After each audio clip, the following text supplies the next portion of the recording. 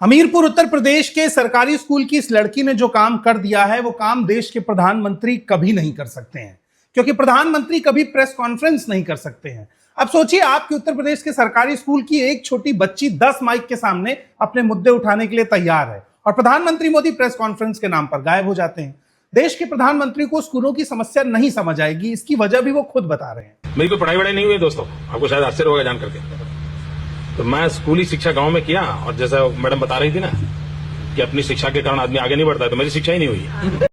मेरा सवाल आपसे ये है, आपको जो बात समझनी चाहिए कि देश के भीतर अब सरकारी स्कूल के बच्चों और जेन अल्फा जनरेशन ने बीजेपी की मुसीबतें बढ़ा दी हैं। उत्तर प्रदेश हो, मध्य प्रदेश हो, राजस्थान हो, इन सभी राज्यों में सरकारी स्कूल के बच्चे अलग अलग जगह से प्रोटेस्ट कर रहे हैं और तब आपके सामने क्लियर पिक्चर सामने आ पा रही है कि कहीं खाने के नाम पर सूखा चावल मिल रहा है, कहीं पढ़ने के नाम पर ऐसा भवन है जिसकी छत गिर रही है। अब प्रधानमंत्री आपकी कितनी केयर करते हैं जानने के लिए आपको पीएम केयर फंड को देखना चाहिए, जिसमें लगभग 8,500 करोड़ रुपए है पीएम साहब के पास, लेकिन खर्च केवल 80 लाख हुआ है, 0.001%।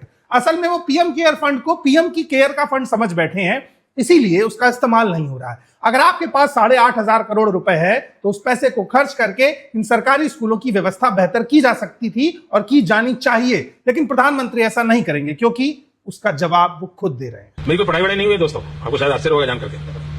तो मैं स्कूली शिक्षा गांव में किया, और जैसा मैडम बता रही थी ना कि अपनी शिक्षा के कारण आदमी आगे नहीं बढ़ता है, तो मेरी शिक्षा ही नहीं हुई।